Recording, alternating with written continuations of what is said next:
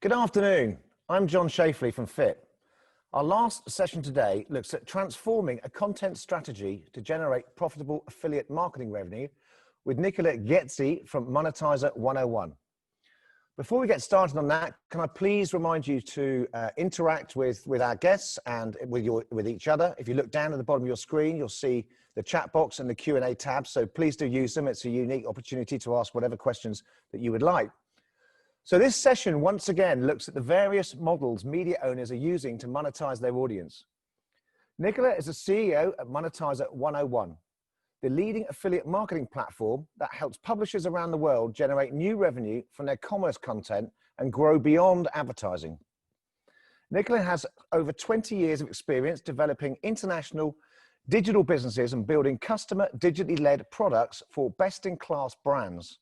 Prior to joining M101, he was marketing director, Southern Europe at Getty Images and digital marketing director at Condé Nast, Italy.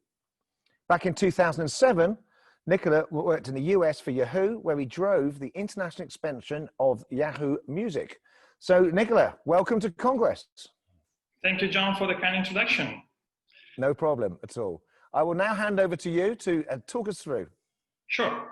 Okay.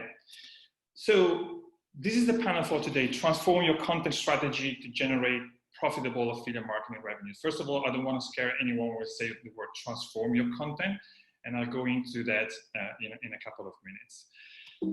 So we are all very well aware of what are the main challenges that publishers face when it comes to monetizing their digital content. It's no secret that global advertising budgets are set to fall by over 30% this year in 2020. Digital display advertising cannot cover the cost of producing quality content, let alone bring a profit. So what most publishers are doing, they're looking into revenue diversification with a number of available options, from subscription, memberships, of course, keep with display advertising, licensing, and e-commerce and affiliate is, a part of that. But I think one of the, main things that publishers want to do is to replace their declining revenue streams with new ones, but at the same time, don't increase their costs. If we look at the affiliate marketing opportunity, we can say that the affiliate marketing channel is booming. It's been growing 10% year on year. It's, according to the Forrester research, is going to hit, over $8 billion in spend, by 2012, in the US alone. What we have learned this year, as Monetizer101, that, especially over the last 6 months with COVID and the pandemic, publishers with commerce revenues, have shown to be a lot stronger and, more resilient to the economic impact of the recent crisis. And in fact, what we saw across our network back in April this year is that, we've seen like a growth year on year of over 200% in revenue from, the publishers that we work with. We're very close to the Black Friday volumes, which was quite impressive. So the affiliate marketing, basically what allows publishers to do is to generate a new and sustainable affiliate revenue stream. It's basically here, to stay. Now, publishers, they have strong brands, they have their audience, and they write brilliant content. But do they content that they have, can generate, affiliate revenue? That's not always the case. This is what we've seen, by working with a lot of them.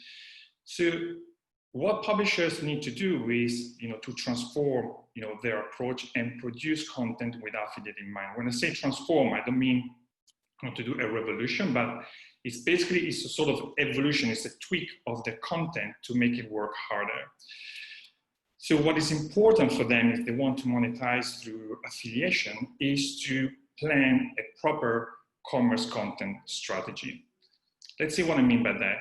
So first of all, publishers need to think about products that resonate with their audience. So think in a way like influencers. So offer actionable advice and create content that drives action. like product recommendations, best buys, deals of the day. So deals is a type of content, of commerce content that can generate, affiliate revenues, in the very short term, because it's, usually linked to, some specific promotions or to some sales events. Evergreen content. So evergreen content, what we refer to as evergreen content is comparisons, buyer's guide, and product reviews. So comparisons is where you have, products in a page where you actually display multiple buying options for that specific product. Is usually where you see, titles like best, best smartwatches, best laptops, and similar. Buyer's guide are, shopping guides, or gift guides, where you give suggestions on the best products to buy, and product reviews are specific, to some, unique products. The very interesting thing about evergreen content is that can represent up to 60% and sometimes even more than your total commerce revenue. And so this is why it is so important, for publishers to monitor and optimize evergreen content articles to ensure continued revenue growth. Because this type of content, once they're published, they will continue to generate revenue for publishers long after the articles are published. Other type of content articles that publishers should write about to monetize through affiliation are key events like Black Friday, Christmas, back to school, single day events, and Mother's or Father's Days. So these are all key events that generate very good revenues for publisher, and they all should be in their schedule. Then capitalize on areas of opportunities. We've seen this year what happened with the COVID and with the lockdown, where certain type of products and certain categories are actually emerged over others. So as people, in a way, adjusted to new ways of working, publishers, what they did, they adapted their strategies to offer more service content, like how to stay active indoors, or the best gears for parents working from home. So these are all areas where publishers are very good at, because they are seen by the users as trusted source of information, especially when it comes to buy products in challenging times like the ones we've gone through. Another key part of your commerce content strategy is data. You should definitely have to look at merchant performance. It doesn't necessarily mean just to look at commission rates, but also at their conversion rates, their average order value, and their earning per click. So these are all metrics and KPIs that you should look at carefully. And engage with merchants. Merchants want to work with publishers. They want to share their information. At the same time, publisher would like to know what are the best trends when it comes to products. And so it's key for publishers to engage with them in order to get constant and updated information on the best sellers, or the new products that they want to recommend to their audiences. In general, in terms of data, look at your top performing pages. There might be pages across your site where you get a lot of traffic that you should consider whether they are a good fit for adding, for example, affiliate links and monetize through affiliation. Check your best-selling products and categories. Sometimes by looking at the products and the categories that sell the most, through affiliation on your site, you can figure out other type of products you may want to invest resources on, writing about that can resonate very well with your consumers. Look at distribution of content as well, and on this it's important also to consider, from the data that you have, where when you want to publish this content, your content, pre-work, morning commute, lunchtime, afternoon, evening, rather than weekends. And also where you want to promote it. You know, what is the best place to do that? You know, is it like your homepage, newsletter, or your social media channels? Work with your SEO team. This is key, especially for evergreen content, which we've seen earlier, because through SEO, your team can help you to make your content discoverable. As I said, evergreen content makes up over 60% of their commerce revenue for a publisher. So having organic traffic through SEO is fundamental. Now, you have the content. How do you monetize it? When you look at what is the best way of monetizing my commerce content, you can look at different type of affiliate marketing technologies. Either you work directly with the affiliate networks or with the merchants.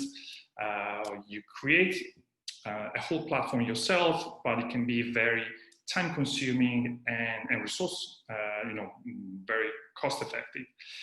So if you look at third-party technologies, there are some key assets that you need to consider before deciding which is the best one, for your case. First of all, make sure that they have all the solutions that you need to monetize your different type of content. So depending whether you write,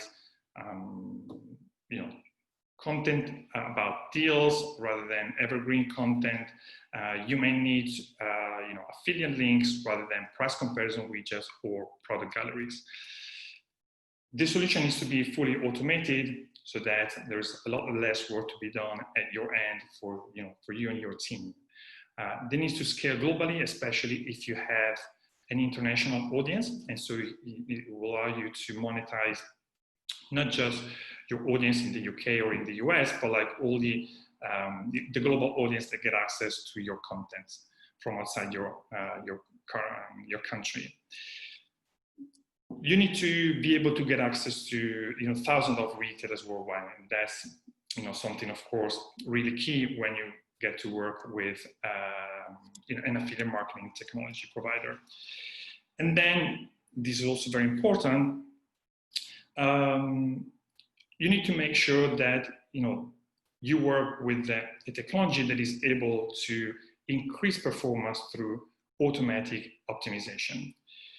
Now, Monetizer101, which is the company that we have built, what allows publishers to do is to be part of the commercial transaction between consumers and products through a number of tools that adapt to the different type of content that each publishers have. I'm going to show you like a few examples of key solutions that our publishers have been using and how this has been effective to them. So the first is the affiliate links. Probably the most simple tool to use. You just add a product link into your page, and we can help you to transform that link into an affiliate link by adding a tracking code.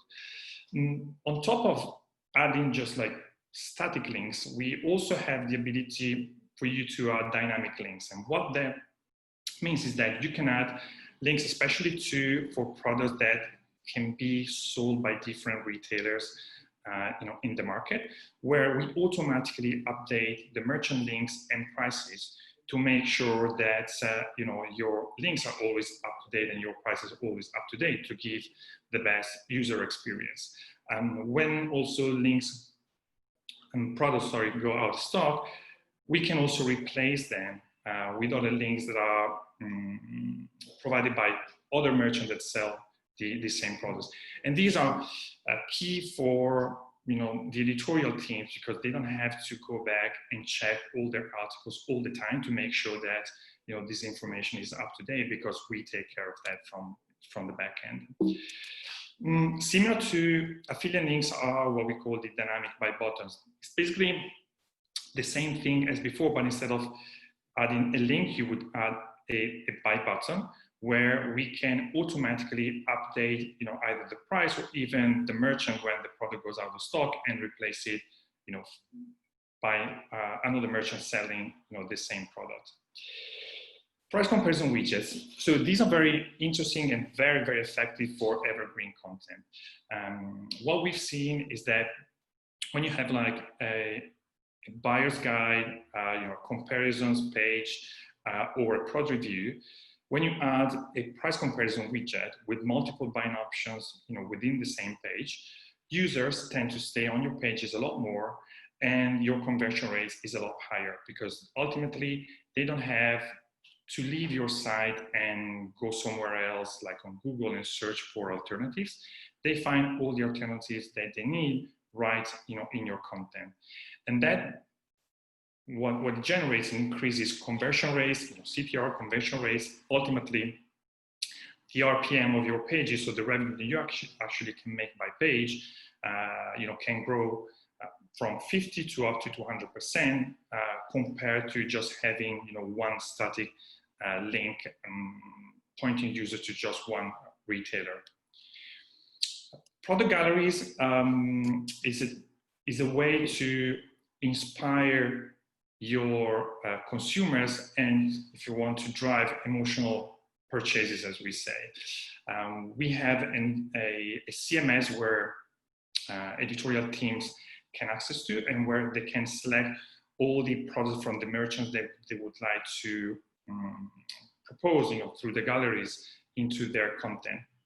And we save them time and a lot of resources because they find everything they need directly into our interface. They don't have to go and get all this information from the merchant website, because we can provide them all from our tools.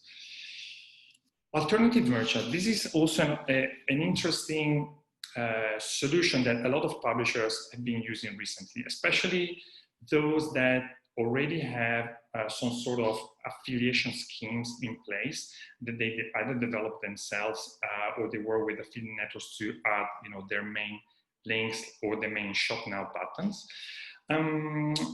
The alternative merchants solution that we provide, what allows them to do is to add additional product links from other retailers that sell the same product.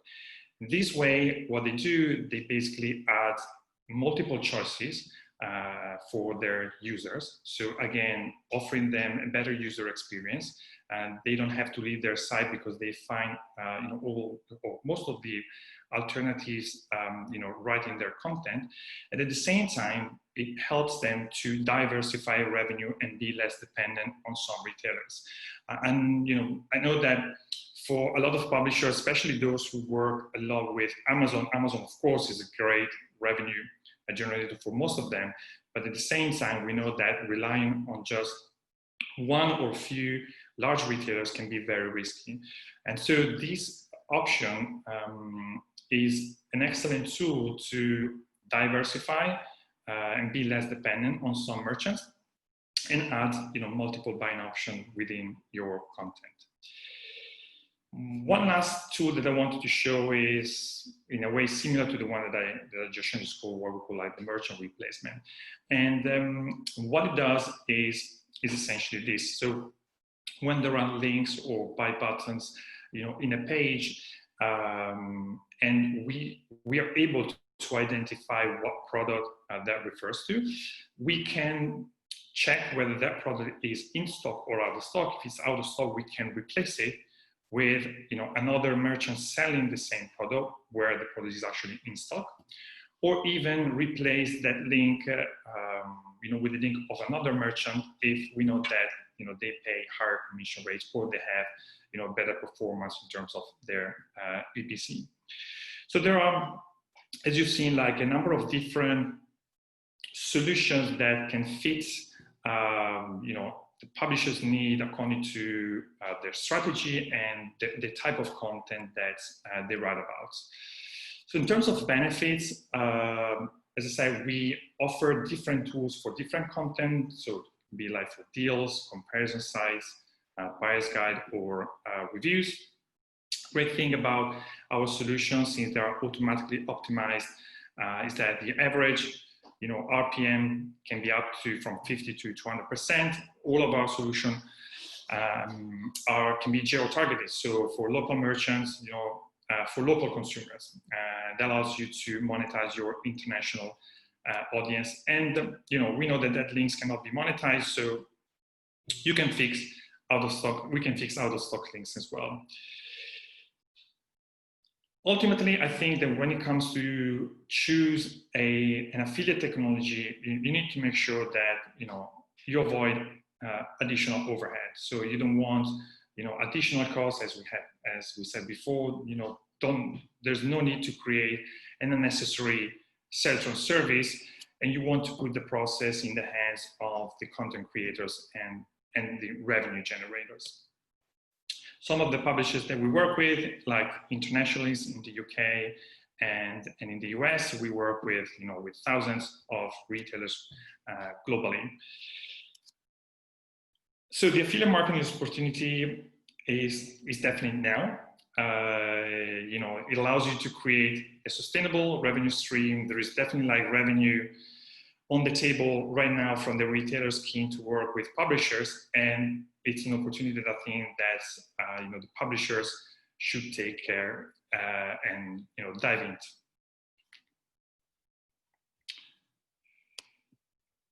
John, back to you.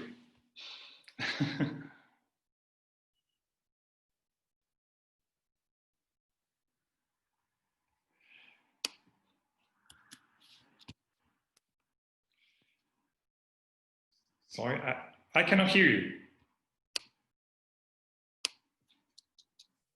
It's all right.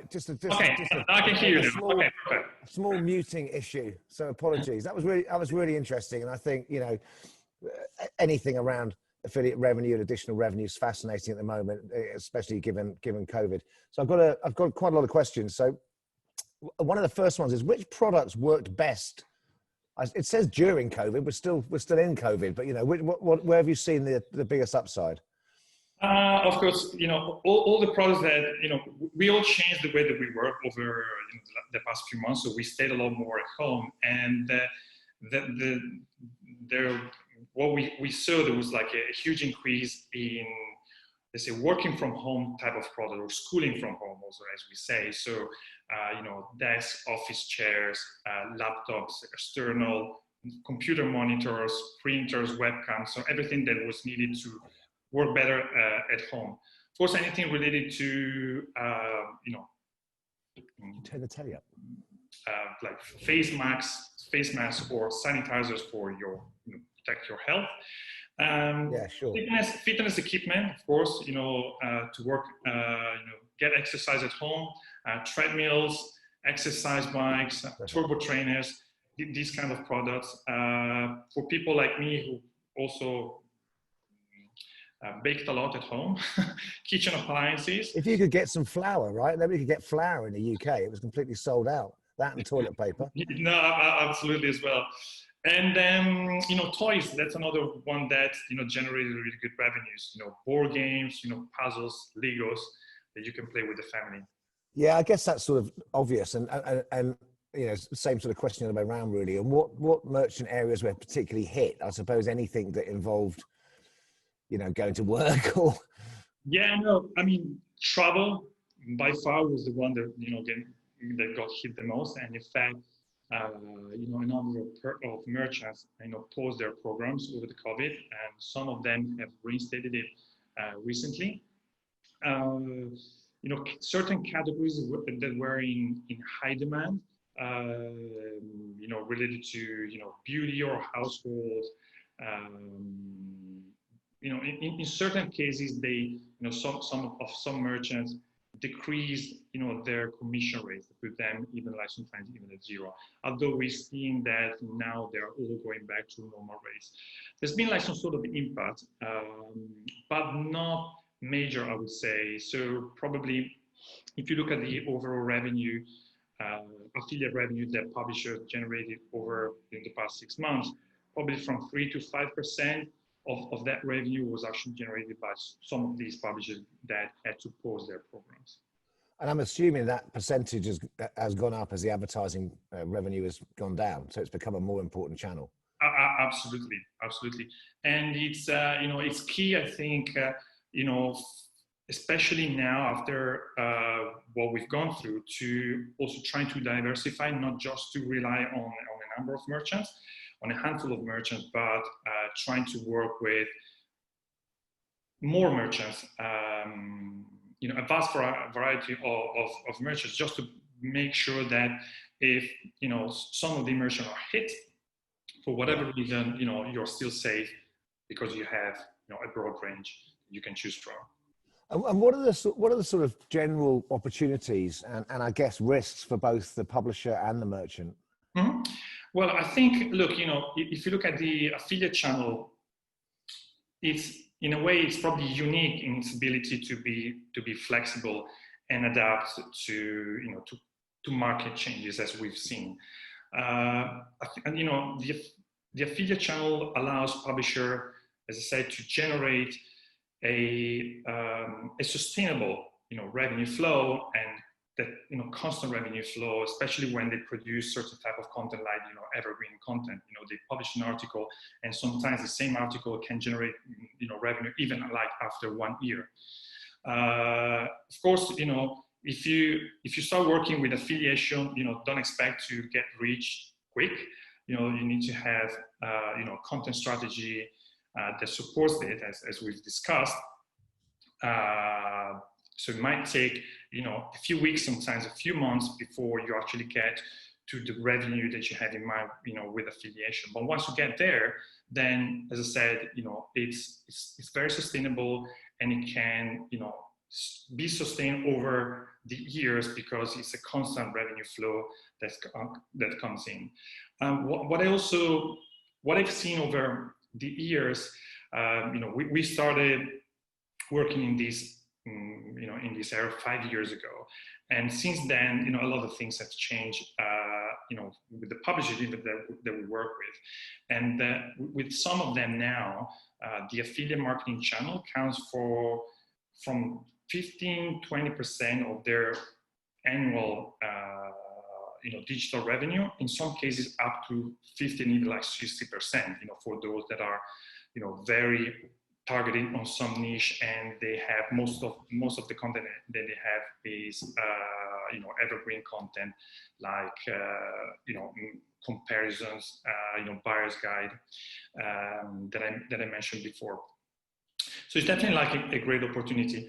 The downside, which is kind of related to what we said before, you know, the risk is that, you know, some of the merchants that you work with, that you rely on, might cut their commissions, for you know, for whatever reason, and that's why, again, you know, it's very important to be diversified. For advertisers, for merchants, I think the affiliate channel is very low risk because it's, you know, it's purely performance. So they pay for the sale, and they can control also the commission rates by categories. So some categories may, you know, they may have like 10%, in some others 2%, depending on what they want to push as well, or the margins that they have. So, you know, for merchants, I think, you know, for retailers in general, the affiliate channel should be a no-brainer. Yeah, sure. Sticking with affiliate strategy, how do direct sales teams fit into the equation? That's a very interesting question. So sometimes in the past, again, when we started engaging with publishers that didn't have an affiliate team, you know, some of the questions that came out were, you know, should we take some of these guys that we have in the sales team and make them like affiliate expert? I think that the two teams, you know, are, you know, quite different. They need to stay separate, but they need to work more closely together. So one thing, for example, that sales team can learn by working very closely with their merchant team, with their affiliate team, you know, they can find out what are the merchants that work best in terms of conversions. So they might figure out that there are some merchants, some retailers that they never advertise with them, but that through affiliation they converted a lot with you know, with their audience. So they might just take the data, go to these advertisers and say, look, you know, you've never advertised with us, but you know what, last month, you know, through our affiliate channel, we drove you $500,000 or pounds in order value.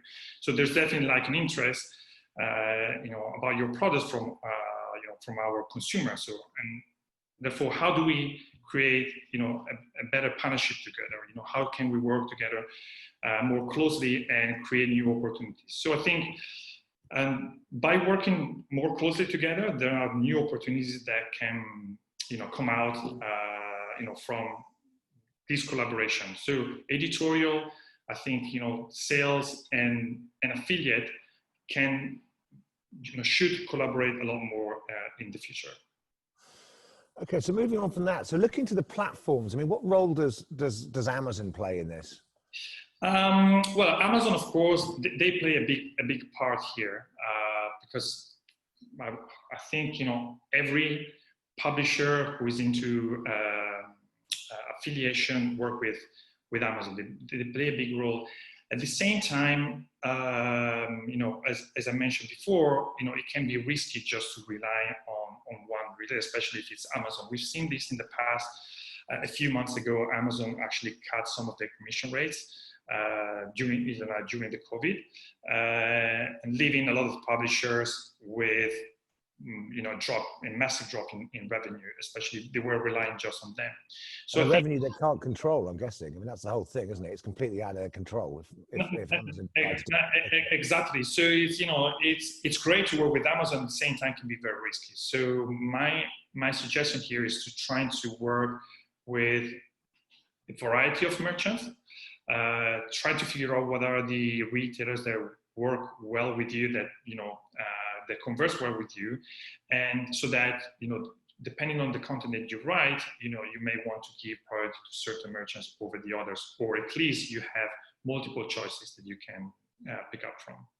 And how does that sit with distributed e-commerce, versus affiliation? That's an interesting topic, and I think that these are two very different approaches.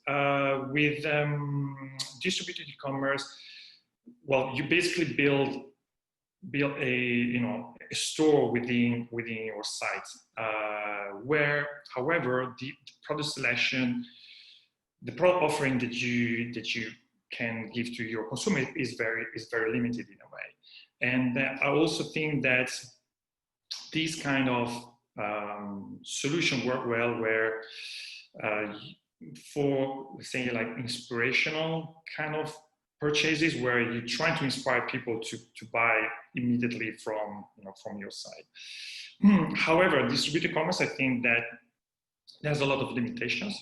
First of all, the number of offers that you can give is very limited. Especially if you are a consumer that have something very specific in mind in terms of what you would like to buy. So you're not looking for inspiration, but you are going straight to the point. I need a new iPhone, or I want to buy a laptop for my kid. What is the best choice? So in that case, affiliate is probably the best channel, because it offers you, an incredibly amount of products and categories that you can choose from. And so, and to that extent, I think affiliation gives publisher a lot more choices in terms of monetization as well, and it also costs less in terms of integration. And so my suggestion here is that you should let retailers do the retailing and just focus on the things that you are good at, which is writing great content. Yeah, you stick at what you're good at and let other people do the stuff they're good at. I've got to ask, it's probably a difficult question, but what's the most difficult content to monetize through affiliation? I think news is probably the most difficult one, because it's generic content where it's difficult to talk about products unless you really are writing an article where you actually mention products. And sometimes, especially like the big news websites, they have huge audiences, huge numbers, but not necessarily have the right, commerce content. So that's probably the most challenging one to monetize. And is that down to the right? Is that just down purely to the writing, I guess, because the editorial teams are less motivated for whatever reason because of the size of the audience? No, that's right. That's right. So, and if you have the audience and you want to invest in the affiliation channel, you need to have the right, content strategy, the commerce content strategy in that case. Yeah. Okay. That's great. I'm going to go to some questions from the audience now, if I can. Some journalists are very wary of writing content that pushes affiliate links. What would you say to convince them that it's a good way of monetizing their work? That's a very good point. So I think this is really challenging with with the editorial teams. I think they need to be definitely they need to be educated. They need to understand that this is actually essential in the growth of their overall business. And what I've seen actually is a trend of the last probably year and a half. While before a lot of publishers, they were taking their editors and ask them to add links. Now what they've done is they turn some of them, or they hire new ones, and the new position is really like commerce editor. So they really write content with commerce and affiliate in mind. So that's definitely a challenge, but it's definitely also a great opportunity for them. So is that a case of retraining or hiring in? It's just a different expertise, right? And in some cases, I think it's a matter of retraining. Probably in other cases, it can be a different expertise. Yeah. Okay. Now, how do you find the balance between being timely during COVID and falling into the trap of the new normal fatigue with buying guides? What that's asking is just turning into a buyer's guide yourself rather than keeping the editorial integrity there as well. No, I think it's probably what I would have said before is trying to capitalize on opportunities. Where what I think is it's important to understand for publishers that users, they look at them as a trusted source of information, especially during challenging times. So even when it gets to COVID, a lot of users, including myself, we went online and searched for advice, on the things that we wanted to buy. So it's even if in this circumstance, of course, it's kind of sad to say, I'm taking advantage of the situation, but in fact, you are actually offering a service to your users. So that's how I see this. Yeah, no, I get that. Very good question here. Is it possible for a media company today to operate an effective affiliate operation that does not involve Amazon? We actually do work with publishers that basically don't get any revenue from Amazon. So they have specialized on certain type of categories where Amazon maybe still not that strong, or where there are other merchants that are more trusted by users on some specific areas. I can do an example.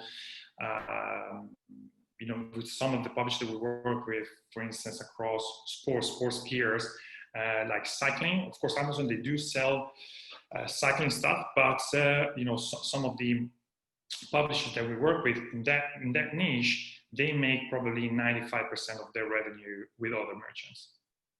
Yeah, I guess mainly because it's a trusted source of editorial. That's right. Okay. So next question. So how do you see affiliate marketing evolving in the future? What innovations are we likely to see? That's a very interesting question. I think there are definitely challenges that we and merchants and networks need to take into consideration, especially with a lot of browsers, blocking third-party cookies.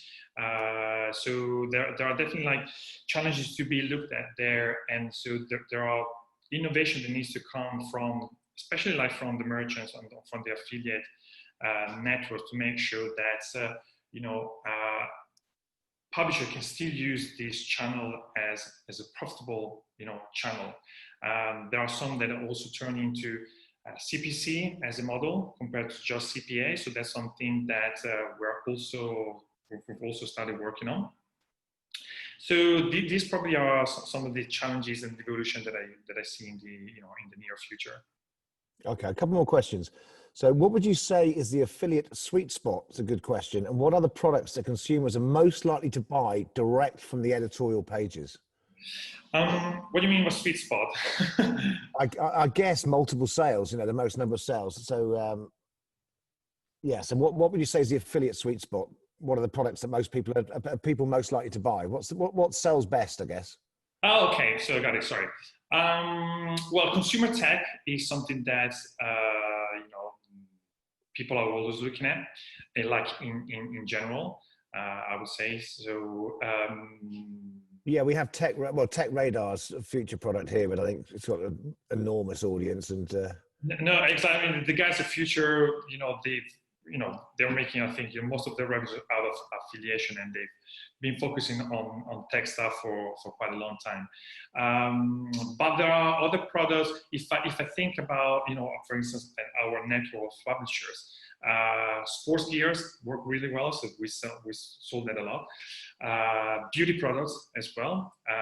Beauty products, they've been selling really well, and they also have very good margins. So if we also compare different type of categories, while consumer tech is always like on great demand, as for publishers, the margin that you can make out of tech is usually small. It can be like 2-3%. On other categories, on other areas, margin can be a lot higher. Like beauty can be up to 10% and even more. And sports gear as well, it can be something in between 5, 6, 8%. So these are the kind of areas where we've seen like very good revenue for us this year at least. I think this last one's a bit of a buying signal for you. Do you act as a consultant for companies that you work with? Yeah. we also do consult in a way that we help them to try to figure out what are the best content to write about based on also on the data that we have.